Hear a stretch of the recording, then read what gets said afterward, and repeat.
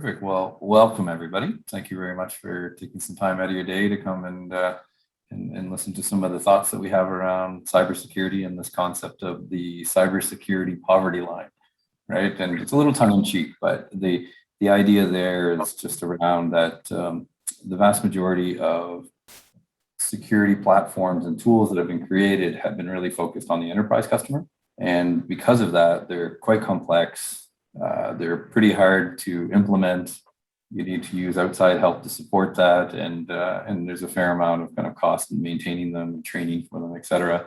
There are some really interesting open source elements, but then you need to have very highly skilled individuals that know how to use those, right? So we're going to kind of get into that a little bit deeper, and then we'll also talk a little bit about what we're doing in this space of identity and access management to kind of solve for that problem. And that's some collective work that our organization is doing with Ilantus and my good friend Arun Singh. And maybe we'll just start by Arun. Why don't you just kind of let everybody know a little bit about you and how you kind of get to this part of your journey.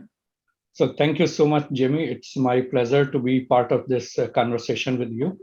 In terms of my background, I'm the CEO of Ilantus Technologies. Prior to that, I worked at Ernst & Young as a principal partner and a part of cybersecurity leadership team, where I was involved in establishing digital identity as a service for the customers, and also acquired multiple clients. Actually, that's where we met together. So we have a lot of common things there.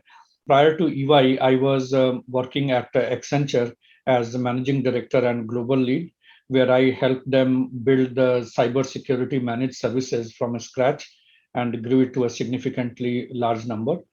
And before Accenture, I worked for Wipro as their global head of security. Overall, right now, about 28 years of professional services, but all of that had been in cybersecurity. I started as a cryptographer, research professional, and then later on moved on to build the cybersecurity practice as the business demanded. So, that's about myself. Oh, that's great. And I've obviously enjoyed getting to know you over the last 10 years as well.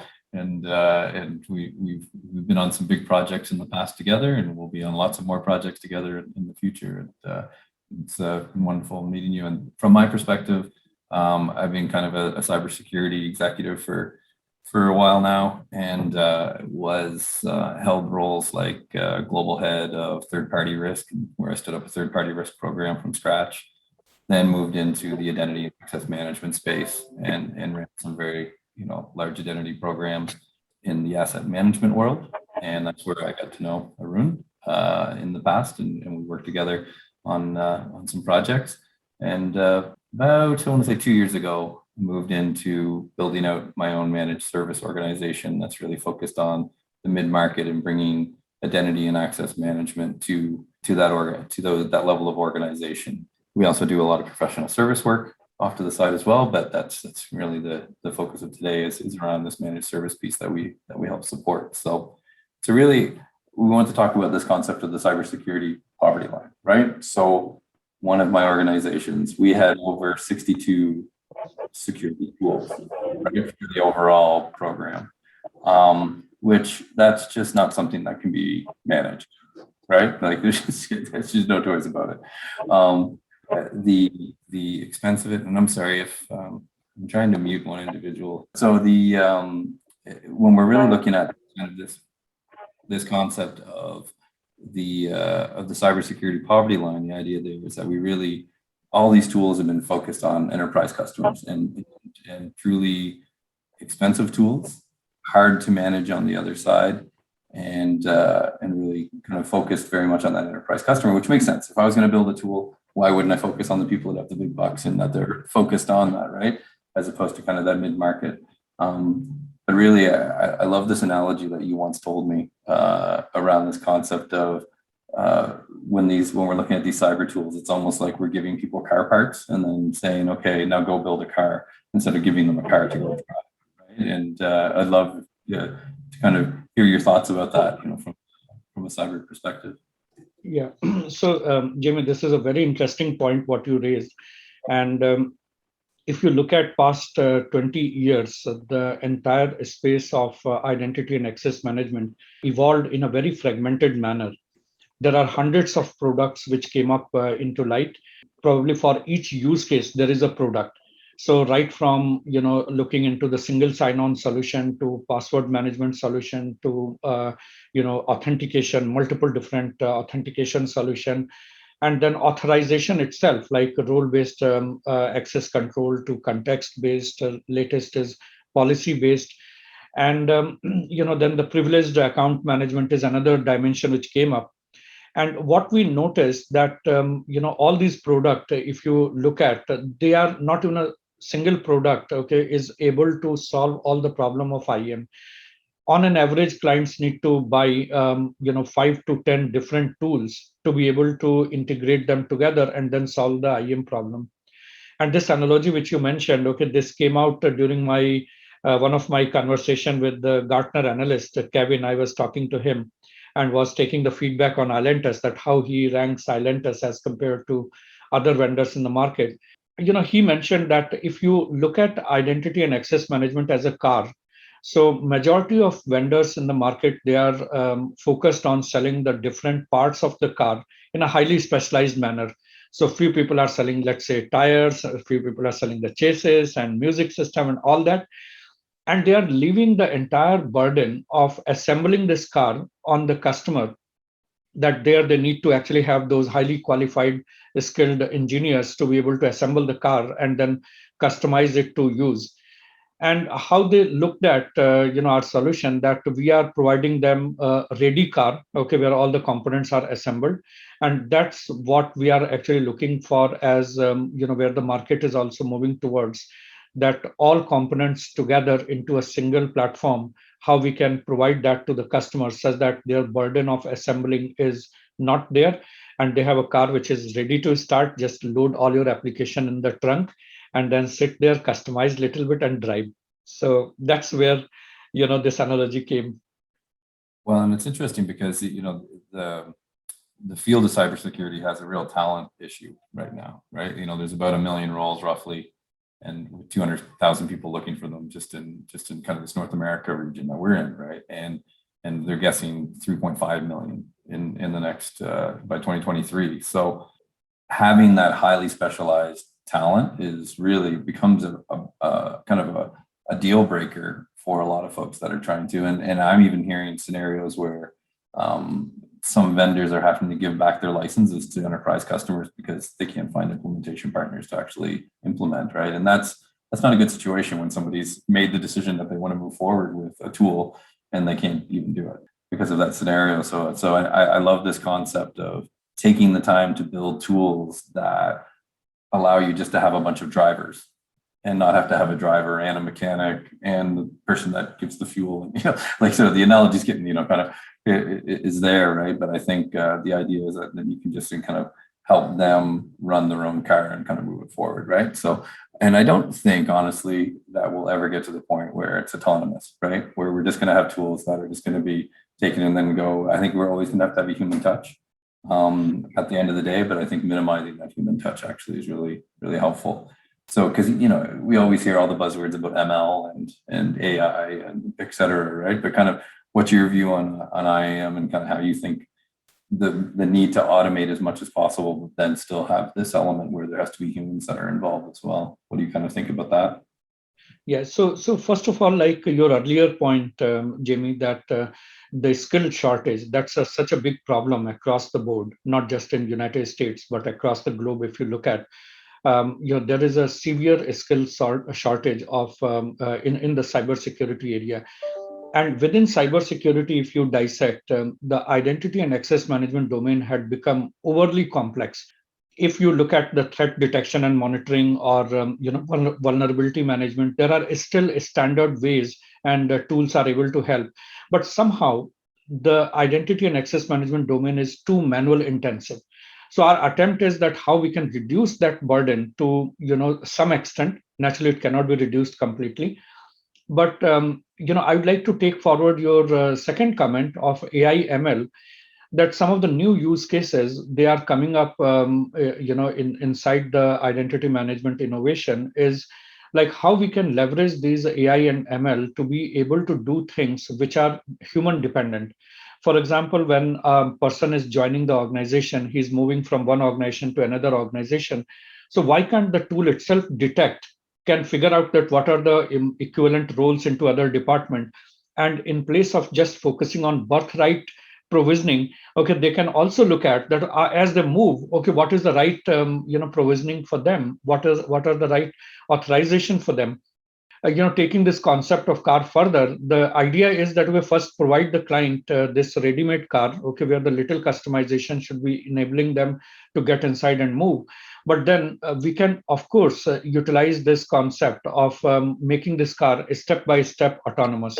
And as these AI ML techniques are becoming more prevalent and people are using in bits and pieces, with this concept of leveraging this AI ML to be able to reduce the dependency on the human to do the access certification or to accommodate the role, or what applications need to be provisioned, not provisioned, many of those tasks can be handled technically by the system.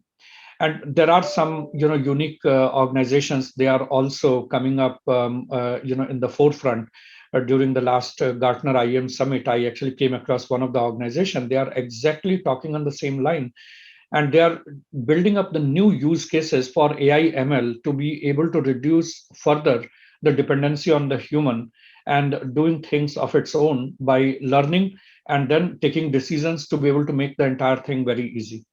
Yeah, and I think, you often see it when you come in. There's kind of two professional service opportunities that happen. One is you come in and you help build something from a green field and you build it perfectly for them, right? But the other is when they've, kind of, to use the analogy, somebody's tried to build their own house, they realize they didn't do a very good job of it, and now they brought in some contractors to come in and fix all the work that they've done and then try to build it from there, right? And I see a huge advantage for some of that, those kind of discovery tools, those user-based kind of use cases, right? That are there that help support some of that cleanup, right? I know, we've gone through projects where we had individuals that had, up to 45 different AD groups, right? Because there's this concept of AD bloat where they have, some directories that are connected to them based on an old role, then they move to the next role, then they move to the next role. And each of those roles were used mirroring to a sense from another individual in the organization, and they just keep carrying all these privileges with them all the way to the end, right? And particularly with IT professionals, they love having all that extra access, right? It's a badge of honor, and it also allows them to do certain things when they feel like they need it, right? So kind of, I do think that there's an element for AI and ML to really support, or maybe even RPA, like even robotic processes, right? That can kind of pick up some of these pieces, right? So yeah, I think that there's a use for it. No, definitely. And RPA is also making very good inroads into IAM use cases, and it's helping in a big way. Some of these legacy applications where the cost to develop the connector and then doing that task is too high. There the RPA can replicate how a human being will be doing those access provisioning or controlling those tasks and applying those controls in a consistent manner. But Jamie, I'd also like to bring this point that if you look at traditionally how the IAM ecosystem developed, the tools were designed keeping in mind the enterprise customers, and therefore each use case, okay, there are a specialized tool, like multiple different use cases require different set of tool, very specialized tools to be able to solve the problem. And now it is the time where leading analysts as well as the market is waking up, where they are realizing that clients are more demanding for a single platform. And there is a new term which is catching up in a big way called converged IAM. And it is driven from the zero trust security framework, where people are looking for how we can have that continuous authentication, authorization, checks in the system. And people are starting to talk about that with one tool, just having the authentication solution, you cannot actually meet your complete demand for IAM, or the IGA tool alone will not be able to solve the problem. You need all the elements together and very, very tightly connected with each other to solve the problem. This entire problem, what you described, is leading birth to, and it is not just in one organization, but across the board. people are now starting to talk about convergence in IAM, and converged IAM is emerging as a future of identity and access management. So I would like to hear some of your thoughts. That okay, what do you think about converged IAM, and where do you see the market heading towards? I can't agree enough. So it's interesting, as a business owner that's looking at managed service, I had to take time and look at all the different tools, right? So I had my own experiences at an enterprise level, but then we took time to, and we won't name names, but went out and kind of evaluated all the different tools that are on the market, and kind of make a decision about what's going to be the underlying platform for our managed services. And we ultimately landed on Compact Identity by Ilantus, really because of this converged concept, right? From a professional services perspective, I could probably make a lot more money. I'm not going to lie, right? Having multiple different tools, keep it complex enough that I'm really, really important in the mix, right? But ultimately, what we wanted to do, we have a very strong mission around bringing cybersecurity to all, right? That's really important to us, right? That there are definitely organizations that are doing a great job from kind of a productivity suite, adding security to that for the mid-market. But in these specialized use cases like IAM, it's largely out of reach. And we really wanted to kind of focus on a partner that's gone to converged. And because it's converged, it allows for a truly kind of SaaS experience, right? Where it's just after, a small implementation project that's quite short, then you can just get into, you pay X dollars per user and you just kind of move forward with it. And then if you decide, okay, all I needed was access management at my maturity level of when I did this implementation, but later on, I've decided, no, I actually want to do some of this governance work, and it's something that's becoming important to my regulators all of a sudden, right? Then all you have to do is flick a switch, change your licensing, and all of the connectors and everything are all done. So that because it's a singular code base across all the different services, right? And I think concept just makes so much sense to me. I would much rather just pick up my car and go and drive it than have to build it. So I think just that concept of converged IAM really does make sense, and truly SaaS based, And I think the other thing that was really interesting, I wouldn't mind your thoughts on it, is that with this move to remote work, we have a lot of very hybrid environments, right? We're going to see even more of it in the next couple of years, because we're going to see, unfortunately, a lot of mergers and acquisitions over the next year. There's going to be some people that felt they could weather the storm, right, of COVID, but they're going to be great purchasing targets by the end of this year. So we're going to see more mergers and acquisitions, and we're going to see some that are on different elements of their cloud journey, right? And so I think that was one of the other things that I found attractive about the Compact Identity piece, is around this concept of being able to take care of kind of those hybrid environments and be able to be on-prem a bit, be in the cloud a bit, and not have to have like multiple products to do that. So kind of, you can talk about, so say if I was an on-prem individual today with one of the legacy products, and then I wanted to move to cloud and be kind of in this hybrid environment for a period of time, like how difficult is that actually to do, from an IAM perspective? Yeah, so first of all, Jimmy, I would like to thank you for all your confidence in our compact identity solution. And it is definitely the next gen IAM product where we are actually bringing all components together with an idea that how we can reduce the burden on the client, on our partner, and make the entire space of identity and access management very simple for the end user. Now, having said that, the point which you mentioned, that clients are in between their journey, even though cloud first is one of the prominent trend in the market, but not all the clients, they had been able to move onto the cloud, and they are in between. They have some of their applications in on-prem on the data center, some of the applications in the cloud, and they are in between the journey. Many of these traditional technologies, what you look at, okay, they either serve the purpose either on the on-premise or on the cloud, but there's no one who is looking at that, the hybrid situation, that they might start from on-prem and then later on move on to the cloud. So in compact identity, when we designed the solution, we certainly looked upon where the market is and what are the challenges which clients are going to be bringing up to us. One of the challenge was that many of these clients may have already invested into some of the tool, so not that all the components they would like to use, and maybe reuse some of the past investment. So we created the entire architecture pretty modular, where you can switch on and off the different component based on the need. number one. Number two, while the solution was born in cloud, it's a cloud native solution, but we kept in mind that hybrid situation of on-prem and the migration. So it seamlessly, okay, it can be deployed in the on-prem or on the cloud, the same code base. And not only that, we also use the latest technique, of using the containers to be able to deploy it in any different, cloud platform. So that keeps that entire effort of moving from one environment to another environment very easy and less cost intensive. And we do understand the client's need, current as well as future. And based on that, we have configured the entire solution. So then maybe, just on one of the questions in the chat there around, kind of what are our thoughts around using authenticators versus MFA versus, the different kinds of ways to authenticate, right?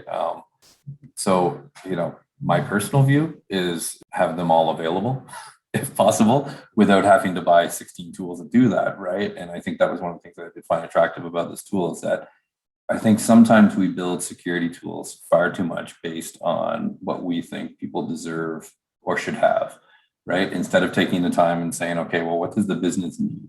And let's focus on the business need. And then how do we apply to that, right? So I think, one of the things that I found attractive about the tool is that it has like those multiple options, right? So you can do MFA, you can do challenge questions, you can do, all that kind of work.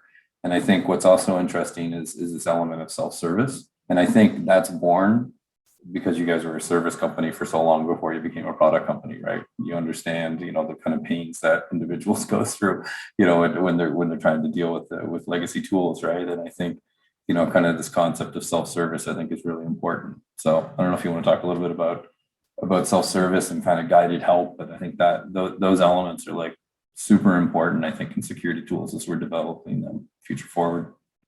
Yeah, absolutely. And, I'll probably answer this in two parts.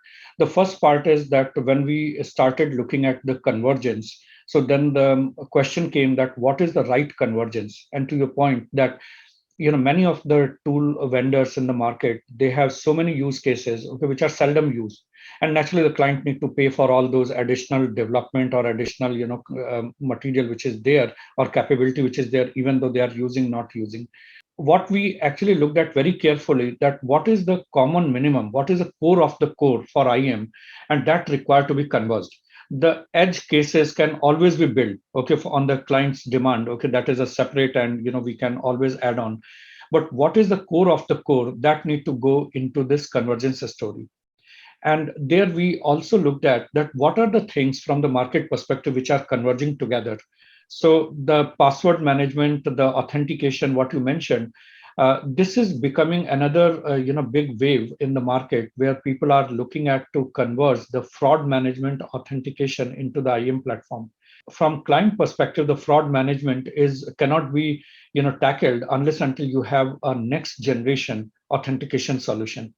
So people are talking about passwordless authentication, which is a new buzzword. And I'm sure that all the attendees have also heard about that.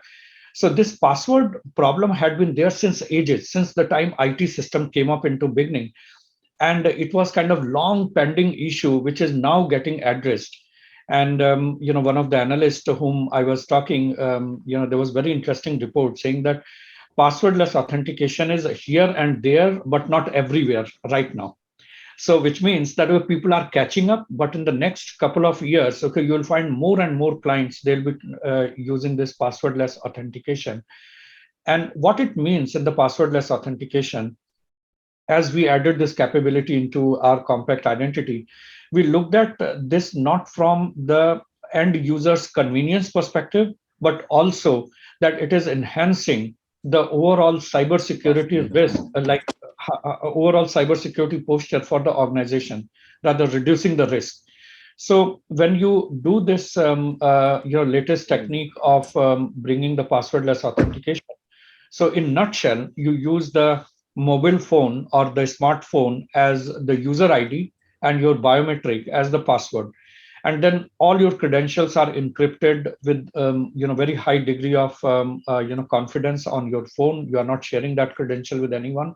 And when you do the authentication, it's not a centralized place where all the credentials are stored. So the attack surface itself, like where hackers used to get into and steal all those credentials from a single store, is gone. And it's a decentralized manner when we actually share the credential, where using the blockchain technology, okay, you do the authentication, you validate that this is the right person.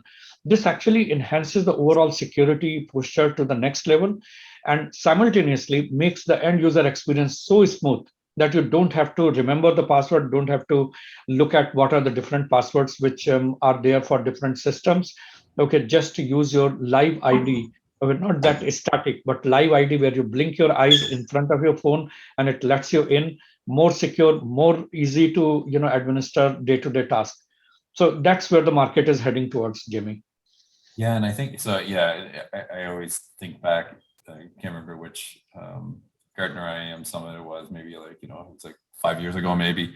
And in 25-foot letters, it just said passwords are dead, right? And so Yep. we've been talking the game for a while, and I agree. I think we're finally kind of on the bubble of it working, right? I think there's good companies. There's the authenticators that are there. There's the UV keys. There are there's all kinds of different companies that are out there doing Yep. really good work around this. They all have to then get into an IAM product platform, right? But I think it absolutely exists. But I would actually allow somebody to make the prediction that in the next 2 years we're actually going to be there from a passwordless perspective. And I think at that same conference, I remember there was a speaker that was kind of he was basically going to funding to build a product, and it was centered all around these all coming into this kind of centralized area. And I was just shaking my head and thinking, no, like it's got to be held in the phone. It's got to be distributed, right? Because I can change my password or my user phrase or whatever, right? But I can't change the zeros and ones that my thumbprint becomes, right? So I think, I think we finally kind of commoditized it to a point now with smartphones, keys, whatever, right? If you're really, really fancy and you got like the cameras that are doing some work. But I know here at our work, we actually use Windows Hello extensively for this, right? And I think it's finally come, and I think we can get to a point where we don't have to have a clean desk policy anymore, because mainly we created clean desk policies because of everybody writing their passwords on pieces of paper and hiding it under their computer, kind of idea, right? So. No, this is such an interesting part. And Jimmy, some few weeks back, I actually published a paper on Forbes, Technology Council. That was exactly to share some of our observation in the marketplace, that why people are so apprehensive about adopting passwordless authentication. And probably some of the the behavioral aspect, where people had been used to typing the password since so many years, okay, that suddenly if you say that there's no password, they get a false sense of reduced security. So it will happen slowly, step by step. And that's where some of these new use cases, new solutions which are coming up in the market, they are going to help it in a big way. People are still asking the question, is password dead yet? Okay, earlier it was saying that it is dead. Now they're saying it is dead yet. Okay, so many people are waiting for it to die down soon. However, like some of the new approaches, like self-sovereign identity, where it's not just based on the biometric, but you can bring in what all document you want to be able to, authenticate yourself. Okay, they are all fine. And there are standards coming up from the NIST, from various other forums, to be able to set the bar that what kind of transaction will require what level of documentation to be able to authenticate. And the whole area of identity proofing, okay, which is actually thriving around this, that document based identity proofing, or based on government issued credential, based on that you do identity proofing, or you just do the backend check and background check, and based on that you do. So multiple different ways people are trying to look at this identity proofing and authentication problem to solve. But one trend which I'm observing very strong coming out is that decentralization of identity is quite inevitable. And that is where is the foundation for this passwordless authentication and many newer approaches to make this authentication process itself more secure and less fraudulent going forward. over agree. And I think that I had a great conversation with some folks around self-sovereign a few weeks ago, and they're actually looking at a use case within HR actually of being, the person, exactly who they are.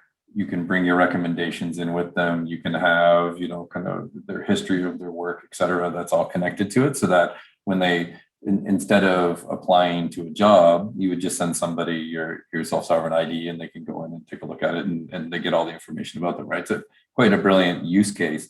And what I worry about in our space, right, around identity management, is that, that's still not going to help you get to the application, right? It's not going to, so you're going to come there and I'm going to know exactly who you are, right? And I know that I shall authenticate that individual, but then we still need to authenticate them within a role, within a, so it's still about having the right access to the right thing at the right time for the right reasons, right? And then removing it for the right reasons at the right time, so this lots of things to get right? But it's but this concept of least privilege is still, it's not going to be solved by that self-sovereign piece, but it's going to give us kind of that starting block that's really, really important in order to then have tools that pass through to an application level, right? So I think it's an interesting space that it's still new, so it still kind of feels theoretic. But yeah, at any rate, I think at the end of the day, we still need to solve the problem at an application and roll up, right? Yeah, no, absolutely right. And maybe one other point I would like to also highlight along with that when we look at this converged IAM solution, and very recently, one of the large analyst group, they had conducted the survey, and they asked people that what are the kind of prime reason why you are considering converged IAM solution. So very surprisingly, it was not the cost reduction, but the prime reason came out as a reduction in security, security risk.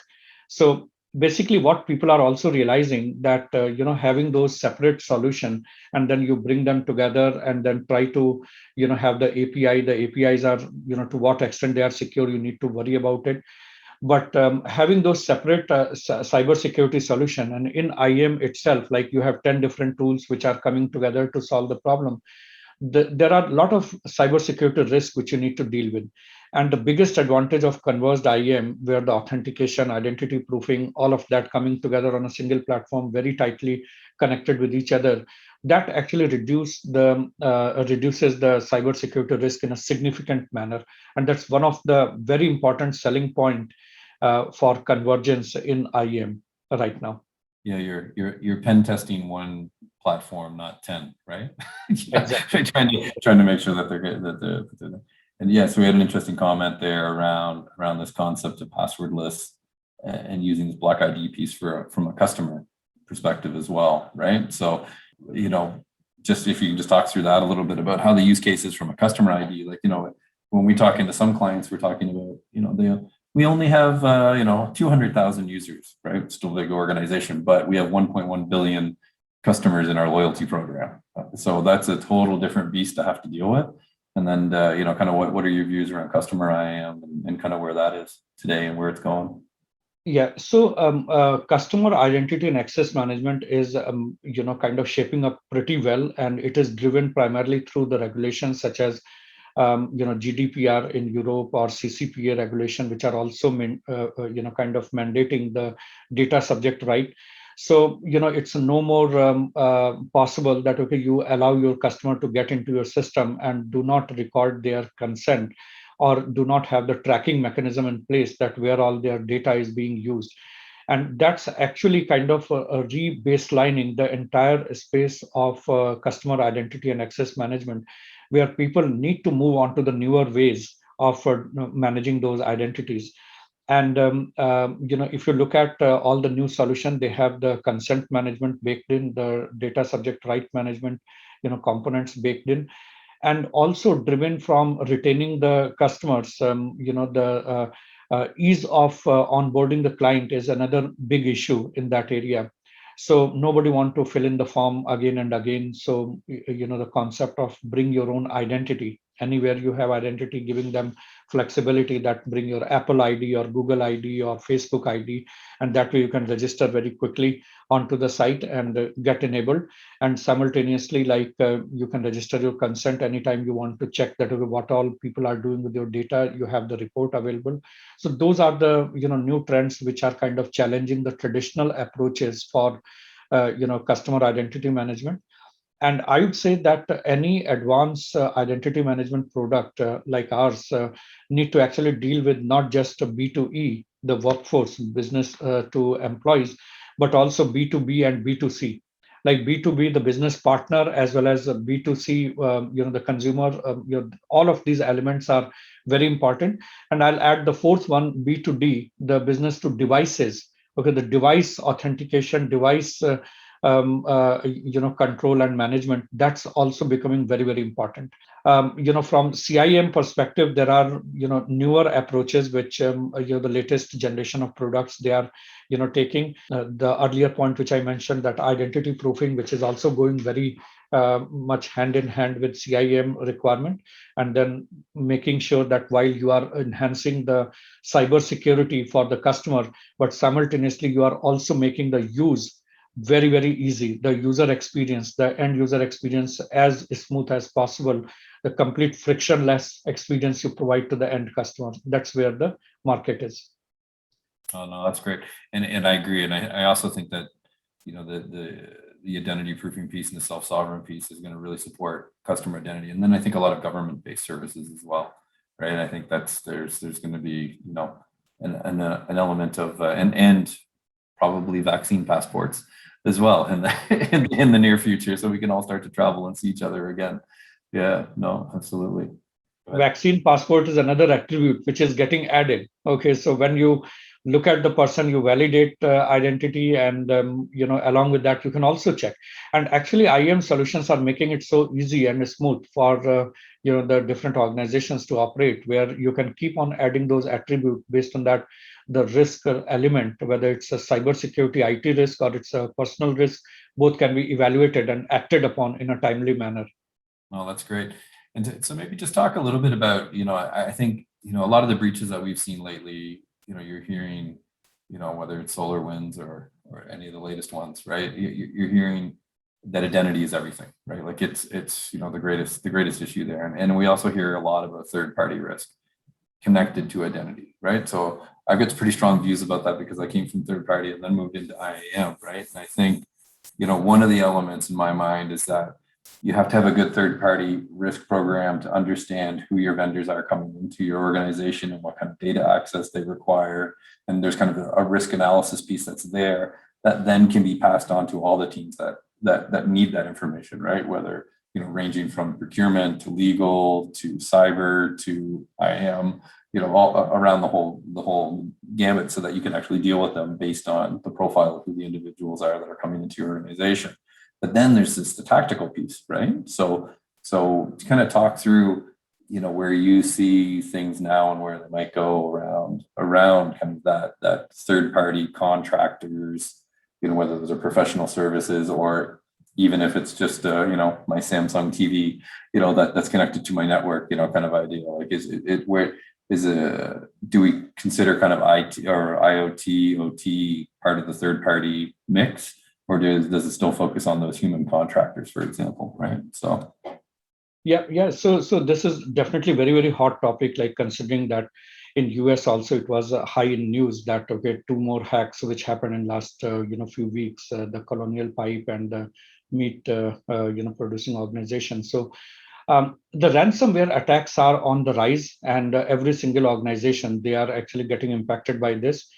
If you look at what is the root cause for many of these hacks, so there are multiple different ways adversaries are able to get inside our systems, and 81% of these hacks they involve password hacking.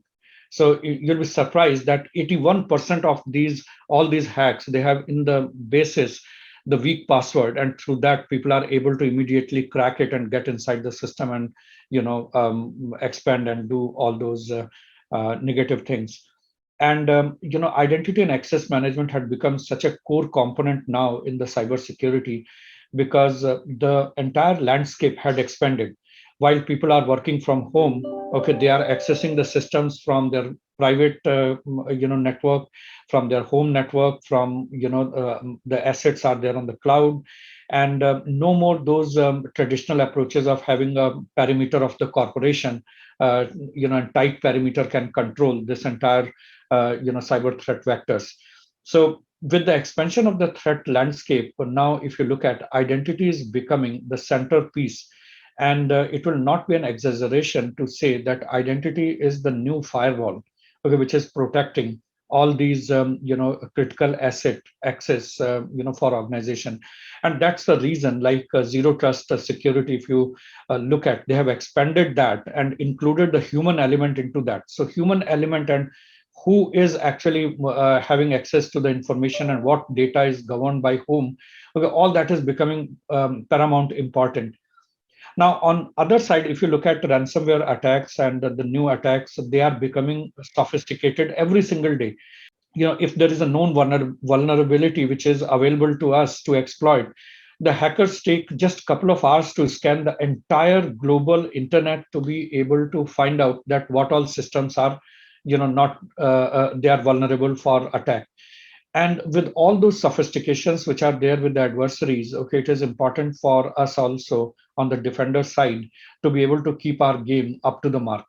And I would say, not because I'm leading an identity and access management company, but the way the entire market is heading towards that, it's a user behavior analytics, the identity-driven authentication and identity-based, security, or identity-centric holistic cybersecurity solution is the key approach which can actually protect the organization in a holistic manner. So that would be my thoughts. Don't know whether I answered your question completely or not, but 100%. No, and it makes good sense. And I think, and you're right. Like the user-based behavior piece is going to be the challenge with all of those programs is really, okay, well, it's garbage in data, and then you get garbage out decision making, right? So I think the real key is, okay, well, what are you just throwing a lot of information at those user-based analytic risk engines, right? Or are you using stuff that are truly contextual and things that are like, whether it's some kind of level of heuristics that you're looking at regular behaviors and then those change, it was more simplistic for a long time, that it was just kind of geo-based, right? So I logged in on an IP in Canada, and then 2 hours later I did the same thing in China. Well, that's a pretty easy thing to catch, right? But I think it's becoming more rich than that. And I think, you guys have certainly played in this area in the last little while, and you've gone from beta to actual full-on offerings, right, around kind of risk analytic engines, and so I think, what are you guys dealing with? So I would definitely agree to your point, Jamie, and I would say that the problem today, from if you look at the security operation perspective, it's not the problem is not to find a needle in the haystack, but it's finding the right needle in the stack of needle, because all these alerts, they look same, but you need to figure out which is the right alert on which I need to take action. And that's the reason the more sophisticated approaches, okay, are required, the more intelligence is needed, and identity analytics and the data which we are capturing, the risk data through the access management system or through the IGA or through the PAM, all those dynamic and static risk data need to be properly kind of amalgamated to run the analytics engine and then draw the right conclusion. That's where the market is heading towards. And what we are also seeing, that to be able to control these attacks, identity management system actually plays a very important role. So ability to run the right analytics and then passing on those indicators of compromise early on to the security operation team is the key to protect your network assets or the corporate assets proactively. So we're passing over the better needle, the more informed needle, to put in all of the needles that those poor SOC team people have to look at, right, and evaluate through, right? So I think, and I think exactly. If you look at every organization has got vulnerability management program, but right now the problem is not that we're finding out vulnerability. The problem had become that tools are very advanced, so they are throwing up millions of vulnerability. Now the task is that out of all those vulnerability, you need to figure out which needle is the right needle for me to act upon. Because if you cannot, no more you can take the approach of taking the same treatment for all these gaps which are there in the environment. And that's where the market is actually catching up in a big way for more intelligent approaches to protect. Yeah, and I think it's interesting because I've sat through the daily security stand-ups, right? When we're talking about, okay, what are we going to deal with in the next 24 hours on a regular basis, and there does become this kind of the sky is continually falling, and you become people won't take the security team serious because you're always asking them to change something based on your intelligence at that time, right? And I do think it has to come a layer down from the security operations center, and then all of the individuals that run the different kind of products that feed into that center. The quality assurance has to be there that we're giving them the right information to make the right decisions. And I think in this space this has been lacking, right? Because let's face it, I'm running 8 tools, I'm running 5 tools, I'm running 4 tools. One of those tools might even be ran in another department, in an IT infrastructure group instead of being within the security group.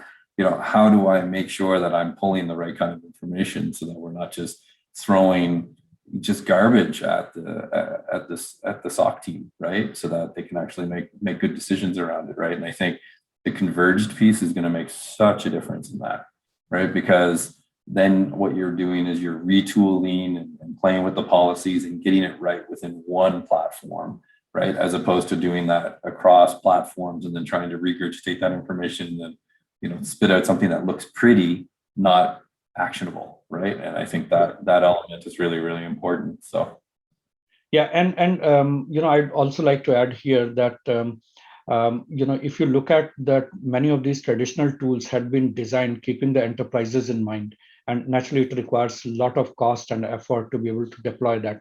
That leaves behind many organizations, especially in the mid-market. Okay, they are, like you talked about, that poverty line. I would like to define it in a manner that those organizations are left wide open because they are unable to spend that kind of money to be able to protect their organization.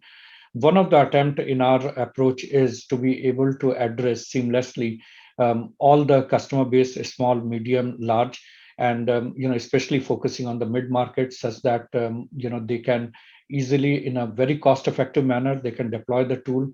And this convergence is one such approach to be able to reduce the cost, reduce the timeline to get the benefit from the solution, and make it very easy, such that operational cost also is not very heavy, such that all the organizations, they can use this solution and get benefited out of it.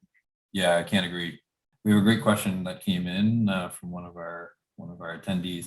It was really I won't read through the whole question, but it basically comes down to BYOD policies, right? So you have your bring your own device. You can have that as a policy and say, I need you to use your mobile phone in order to have this, duo application or your application, that's authenticating through. But some of them say, no, like that's my device, I'm not going to do it. Or on the other side, you have an organization that says, no, I'm not going to allow any BYOD, right? So then it kind of kills that solution. So I guess the question is, well, then what's the answer then, right? So I think you guys have done some interesting stuff through the Windows authentication directly into the platform, right? So I think so then if you have an organization that's set up with Windows Hello, for example, then that allows that same experience. I'm literally just I just touch my finger and then I'm right into the system, right? And then I also think you can have additional hardware pieces, right? Whether those are smart cards or YubiKeys. YubiKeys are incredibly secure, and we could do the same type of work, right, to bring them directly into the application. So I'll let you kind of answer that. No, definitely. Like you said it absolutely right. I have a client here in US, the manufacturing client with the operation in 10 different countries. And they came out with this problem. They have a whole bunch of devices like Windows-based, Apple devices, as well as Mac OS and multiple different operating systems which are running onto that. And how do they authenticate that when the users use their device to be able to access the corporate assets? So how do you kind of whitelist those devices and enable them to have access seamlessly into all those corporate information. So this entire solution we baked in as a part of our adaptive authentication solution, where we can actually look at all different type of devices. We can authenticate that based on client need. And instead of fighting with the users that you cannot use your device to be able to access the corporate asset, I think that battle we lost quite some time back. Many chief information security officer tried putting up that policy, but it's a totally unstoppable kind of wave that people will be bringing multiple different devices to be able to access the system. So it's better to be able to have the policy that yes, you bring your device, but the device need to get authenticated, and based on that you will be allowed to be able to access any of the resources. Unless until you have those certificate installed into your device, you are not allowed to access the corporate information. That's the approach which many organizations they are taking, and it's very well supported by Ilantus Compact Identity Adaptive Authentication module. What about scenarios where the employee just says, no, you can't use my device to do that, unless you're going to buy my phone for me, we're not going to use that as part of the mix, right? But I think that's what I kind of said earlier about these authenticators, right? Then it's important that you can say, okay, well, our preferred method is this, right? Yeah. But then you can still run through these steps of creating, security questions or doing, MFA or doing, so I think the key is that, if you have 4 or 5 different authentication, methodologies that are shown to the end user, then they can kind of make those choices about what they want to do. And so they're just going to get more friction, right? So if they don't want to go, but they can still get into the systems, right? So you are 100% right, Jamie. And we are actually transferring the burden back onto the user, like passwordless authentication. Also, when we deploy the solution, we say that your password, the login ID password is not dead. Okay, you have the option to scan the QR code on your mobile phone and use your live ID to authenticate. However, if you don't want to use that, go back to the old system. You still can enter your password. So how much friction is desired by the user? That burden we have moved on to the user. If user is looking for frictionless, okay, let them enable Face ID. Let them enable the passwordless authentication. If they are not comfortable, they want to go on the traditional way, but then it's their choice. And they probably will not mind that friction or the vulnerabilities or the gaps in the password-based authentication solution. So, that's where we are actually transferring the choice back to the user. Yeah, and I can't agree with them more, because it's I think security in general, we went through a period of time where all we said was no. So can we do this? No, right? And then we went to yes, but, right? And we like, yeah, you can, but we're going to put these other controls on you, right? And then we got into a kind of conversation that's more kind of risk-based, right? You'd be like, okay, you can go about this, but here are the risks that are there, and then let's weigh these out and have a conversation about what we should do. And I think we're finally starting to come to, let's meet the users where the users are, right? And what their needs are, and then let's layer the security that still takes care of their needs. Because I would say that, the vast majority of security products and people in security, to be honest, right, aren't UX based. So, we're not worried about the user's experience at the end of the day. And I think we're finally starting to kind of turn that around. And if we want, adoption of secure practices and platforms, right, at the end of the day, we have to come to the user and we have to make things that are elegant and enjoyable to use, as opposed to or enjoyable to deal with as humans, right, back and forth, right. And I think that's how we're going to win the day with security, in my mind. Absolutely. And I'll go back to my first analogy where we started, the car analogy. I think the role of security is like brakes in the car. Okay, it's not to stop the car, but to enable the driver to drive it fastest possible way, because it is not to stop, not to create any kind of roadblock. But why we have brakes in the car is so that you can drive fast. Same way, the role of security is to enable all the users to be able to do whatever they want. But if right security is there, will not create any friction, will not actually stop them.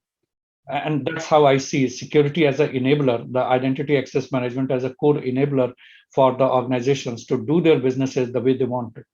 No, I think that's an absolutely perfect place to end our conversation, and we're right on the top of the hour. And I think, I think from our perspective, what we're doing is you guys are building the car and you're taking it out there, and then we're actually, as a managed service, we're driving the car and letting the individual sit in the back and and get around, right? And I think we've layered the services out there for the mid-market clients, and I just can't thank you enough for your time. I always love talking to you, and it's been an enjoyable conversation, Arun. Thank you so much, Jamie. I'll also look forward to that. I'll also highlight to all the users that please visit our website, either Total Identity or Ilantus, both these websites. And if you want to have a free trial of our solution, we'll be very much willing to support you and showcase to you that how you can take the complete solution of IAM and without worrying about too much of integration, customization, etc. And look forward to your requests and mails on our IDs and on our websites.